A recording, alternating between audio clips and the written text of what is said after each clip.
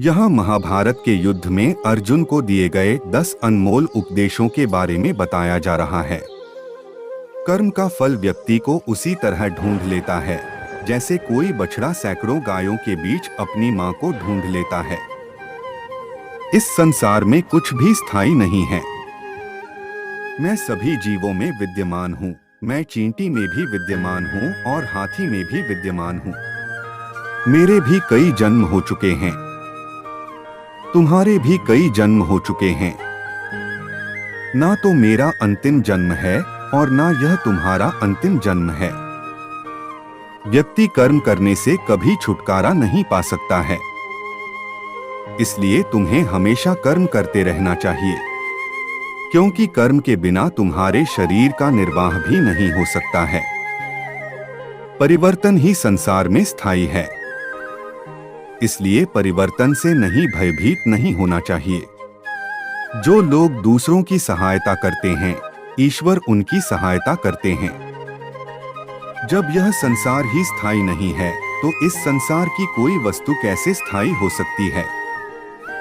आत्मा शरीर को वैसे ही छोड़ देती है जैसे मनुष्य पुराने कपड़ों को उतारकर नए कपड़े धारण कर लेता है। मन शरीर का हिस्सा है। सुख दुख का एहसास करना आत्मा का नहीं शरीर का काम है। मान अपमान, लाभ हानि, गम और खुशी सब मन का खेल है। जीवन में वाणी को संयम में रखना अनिवार्य है, क्योंकि वाणी से दिए हुए घाव कभी भरे नहीं जा सकते। मनुष्य उसके लिए शोक करता है जो शोक करने के योग्य नहीं है, और फिर भी ज्ञान की बातें करते हो। बुद्धिमान व्यक्ति ना जीवित और ना ही मृत व्यक्ति के लिए शोक करते हैं।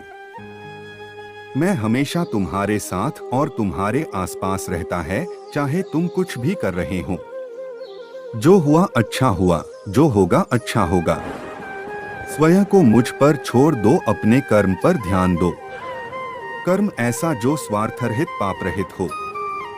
जीवन में समय चाहे जैसा भी हो, परिवार के साथ रहो। सुख हो तो बढ़ जाता है और दुख हो तो बट जाता है।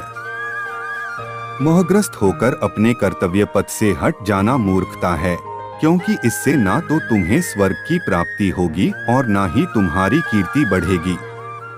श्री कृष्ण कहते हैं कि सत्संग ईश्वर की कृपा से मिलता है, परंतु कुसंगति में पड़ना मनुष्य के अपने ही हाथों में होता है। इच्छा पूरी नहीं होती तो क्रोध बढ़ता है, और इच्छा पूरी होती है तो लोभ बढ़ता है। इसलिए जीवन की हर स्थिति में धैर्य बनाए रखना। धर्म केवल रास्ता दिखाता है, लेकिन मंजिल तक तो कर्म ही पहुंचाता है। वह जो सभी इच्छाएं त्याग देता है, मैं और मेरा की लालसा तथा भावना से मुक्त हो जाता है, उसे शांति प्राप्त होती है। श्री कृष्ण ने कहा है, अगर तुम्हें किसी ने दुखी किया है तो बुरा मत मानना। लोग उसी पेड़ पर पत्थर मारते हैं जिस पेड़ पर ज्यादा मीठे फल होते हैं। स्वार्थ से रिश्ते बनाने की कितनी भी कोशिश करें, वो कभी नहीं बनते हैं। और प्रेम से बने रिश्तों को कितना भी तोड़ने की कोशिश करें, वो कभी नहीं टूटते। अगर व्यक्ति शिक्षा से पहले संस्कार, व्यापार से पहले व्यवहार और भगवान से पहले माता पिता को पहचान ले तो जिंदगी में कभी कोई कठिनाई नहीं आएगी। जिस मनुष्य ने जवानी में बहुत पाप किए हैं, उसे बुढ़ापे में नींद नहीं आती।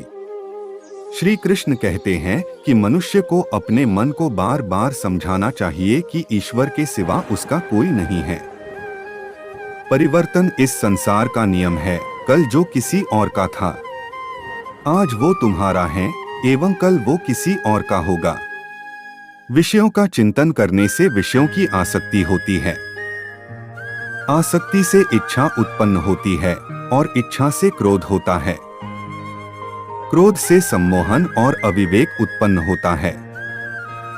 जो कुछ हुआ अच्छे के लिए हुआ। जो हो रहा है अच्छे के लिए हो रहा है। जो होगा वह भी अच्छे के लिए ही होगा। मेरे लिए न कोई घृणित है और न ही कोई प्रिय, न कोई निर्धन है और न ही कोई धनी। बस जो भक्ति भाव के साथ मुझे याद करते हैं, मैं उनका हूँ और वो मेरे। आप वही हैं जिसमें आप विश्वास करते हैं। आप वह बन जाते हैं जो आप मानते हैं कि आप बन सकते हैं। अगर तुम अपना कल्याण करना चाहते हो तो सभी तरह के उपदेशों, सभी धर्मों को छोड़कर मेरी शरण में आ जाओ। मैं तुम्हें मुक्ति प्रदान करूंगा। जिस इंसान के चारों तरफ नकारात्मक लोग रहते हैं, उस इंसान का मंजिल से भटक जाना तय है। जिंदगी में सब कुछ खत्म होना जैसा कुछ भी नहीं होता। हमेशा एक नई शुरुआत हमारा इंतजार कर रही होती है। श्री कृष्ण वाणी सुविचार। जो अपने कर्म के फल के प्रति आसक्ति को नहीं छोड़ सकते, वे मार्ग से कोसों दूर हैं। अपनी इच्छा की शक्ति से अपने आप को नया आकार दें। अपने आप को कभी भी स्वेच्छा से नीचा न होने दें। इच्छा ही आत्मा की एकमात्र मित्र है और इच्छा ही आत्मा की एकमात्र शत्रु है। जिन्होंने खुद को जीत लिया है, उनके लिए इच्छा एक मित्र है। लेकिन यह उन लोगों का दुश्मन है जिन्होंने अपने भीतर आत्मा को नहीं पाया है। सर्वोच्च वास्तविकता उन लोगों की चेतना में प्रकट होती है जिन्होंने खुद को जीत लिया है।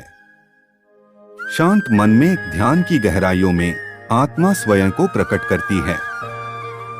स्वयं के माध्यम से स्वयं को देखकर एक आकांक्षी पूर्णता के आनंद और शांति को जानता है।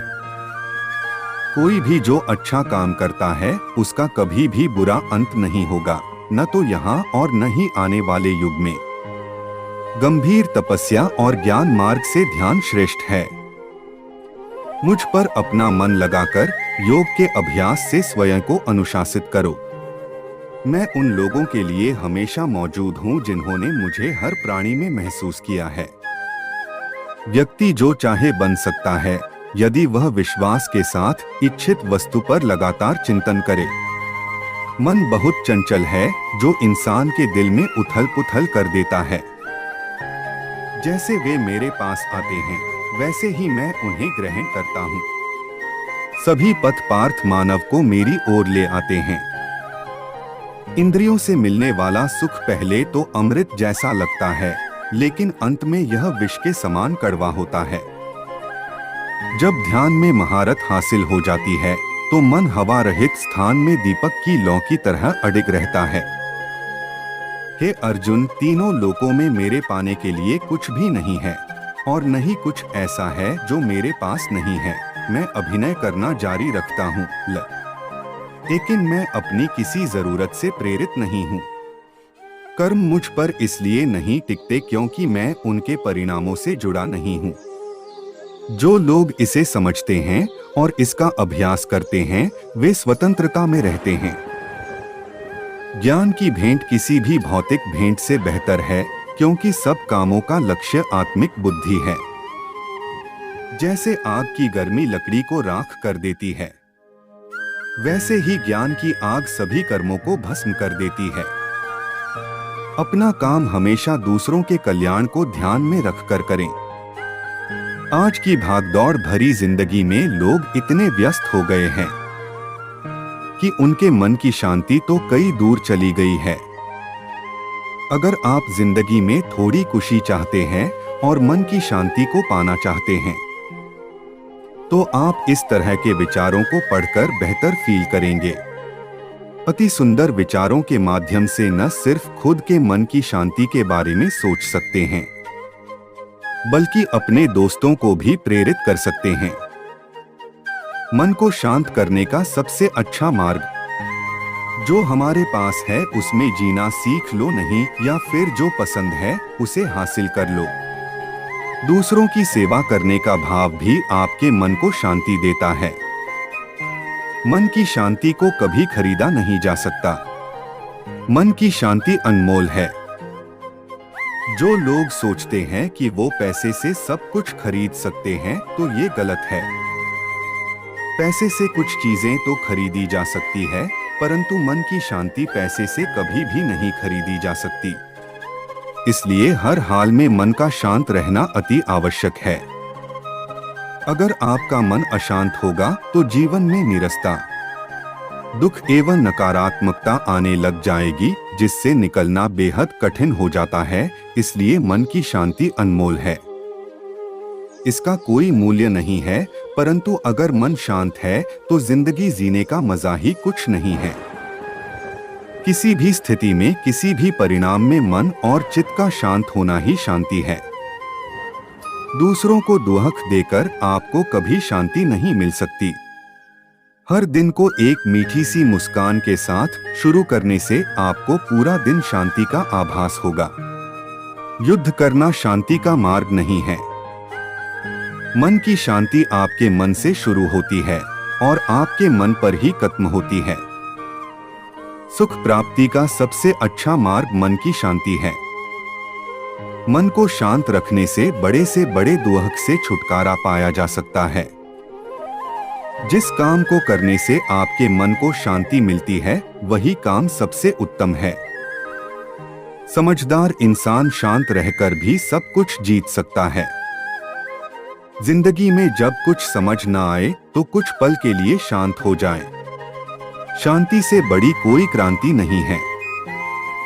कई बार ज्यादा शांत रहने से भी दूसरा इंसान आप पर हावी होने लगता है।